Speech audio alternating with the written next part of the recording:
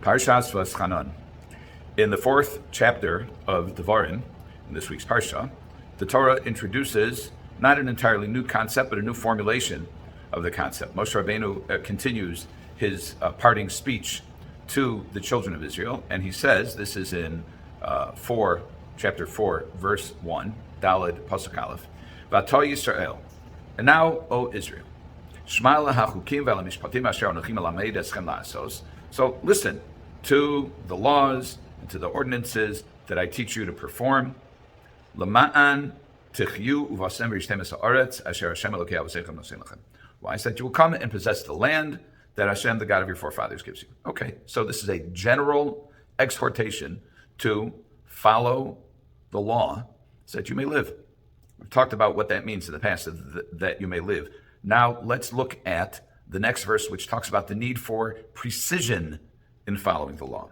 Lo sosifu al hadavar asher anochi mitzaveh eschem. Don't add to the matter that I am, or the word that I am commanding you. V'lo sigru mimenu, and do not detract from it. Lishmor mitzvos Hashem Elokecha asher anochi mitzaveh eschem, to observe the mitzvos of the Lord your God that I command you. Okay, so we have, first of all, a general introduction, and then an explicit prohibition against adding or detracting from the mitzvos. Rashi says, for example, we know that there are 4 parshios in the Tefillin Shel Rosh, for example. You can't make a 5th, can't add a 5th parsha, whether it's in the Shel Rosh or the Shel Yad, but the Shel Rosh contains, the head Tefillin contains 4 separate compartments. Don't add another parsha of the Torah into your Tefillin. Don't add another set of fringes to your arba kanfos, to your 4 corners. And also don't detract. Don't put only 3 parshios in your tefillin. Don't wear only 3 tzitzios. It says, make 4. Okay. Now let's listen carefully, please, to the next verse. Einechem horoos eis asher asa Hashem b'Baal Peor. Your eyes have seen what Hashem did with Baal Peor. Because every man who followed Baal Peor, the Lord your God destroyed him from your midst. What does Baal Peor have to do with anything?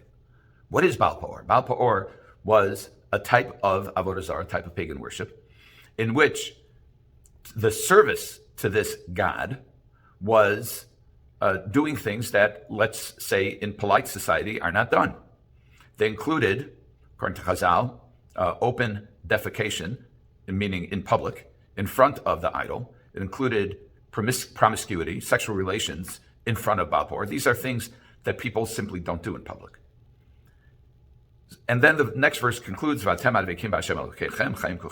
those of you who cling to the Lord your God are alive today. What does Baal Peor have to do with this? Why is the Torah citing Baal Peor? This is a question that preoccupies the writings of, or the minds or the writings of many of the Meforshei HaTorah.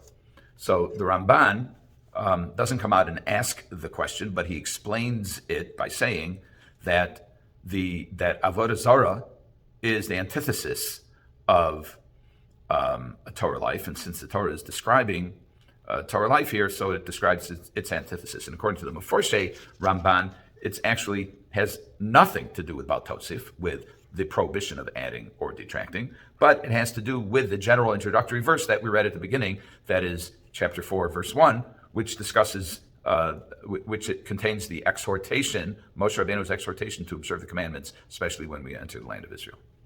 Yakar moves the needle a little bit on this and connects it somewhat to Baal Tosif.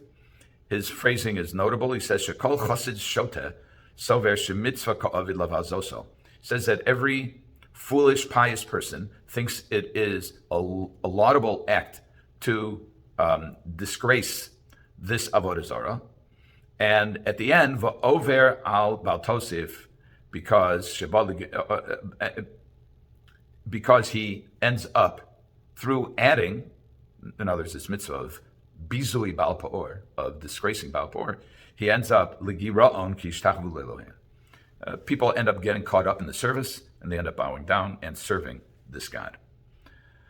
The Abarbanel says explicitly, as do others, what does this have to do with Baal Tosef? The implication is it comes immediately following this verse, as though it's a demonstration of the principle. Einechem harosh, your eyes have seen.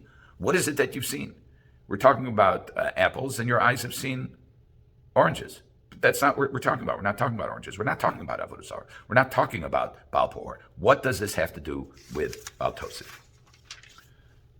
So Rabbi Yaakov Kamenetski suggests that those who served Baal Peor included people who thought that inhibitions were not a good thing. Because after all, how do you serve Baal Peor? By doing things that most normal people are inhibited from doing in public. And they thought that they would contribute to their development and they would be more open to ideas, to experiences, etc., if they took affirmative steps to rid themselves of inhibitions. And one of the ways that they figured you could do that would be by engaging in the type of activity that most people would be embarrassed to engage in public. And he says that's Baal Tosef. They're adding to the law. They think in a very fundamental way that they must get rid of their inhibitions by doing this. And they end up actually getting caught up in the service of this avodah zarah. Now, what about inhibitions? Are they a good thing? Well, we know Chazal say, lo havai shalomed. Person who is embarrassed can't learn. What does it mean, embarrassed? It means that he's perhaps embarrassed to show his ignorance. And so even if somebody says something that he doesn't understand, he won't say, I didn't get that. What do you mean?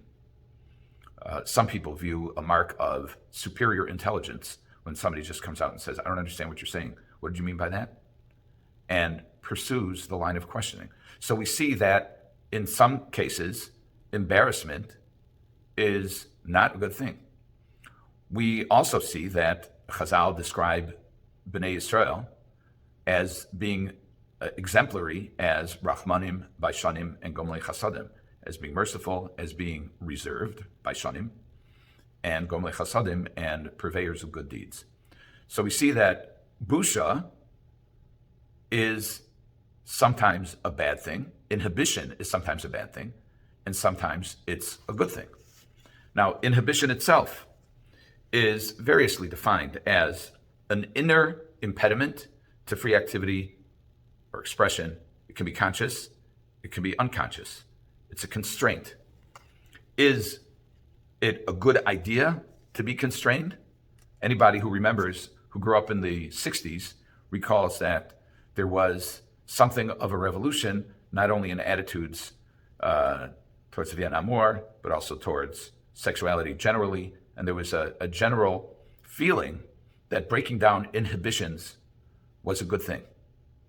And as is often the case, a person can be too inhibited and a person can be too uninhibited. There is a middle road, and that middle road is provided by the Torah. It's a delicate balance, but the Torah provides the way, and the Torah gives us guidance, and the Torah tells us what things should we be doing in public and what things shouldn't we be doing in public. A person who gets drunk, for example, generally is marked by a lack of inhibition. Nichnas yayin yatsa sod. A person consumes wine, wine goes in, the secrets come out. What's a secret? The secret is something that a person intends, or someone else intends for that person, to keep it inside and not to disclose it. Is it permissible to disclose secrets? Well, that depends. It's a separate issue, but it's an important issue. If somebody tells you a secret, are you allowed, al pi din, according to Jewish law, are you allowed to disclose it? If somebody tells you a confidence, are you allowed to disclose it? Generally not. There are exceptions. But that's a matter of inhibition. There are lots of issues of inhibition. How do we resolve it? We follow the Torah, and we have to follow it precisely. We shouldn't add to it, and we shouldn't detract from it. A separate question is adding on things to the Torah that Chazal say, for example, are consistent with the Torah. Adding holidays, Purim, Hanukkah. Do they involve issues about Tosef or not? Separate discussion. Innovation in observance is a perpetual issue.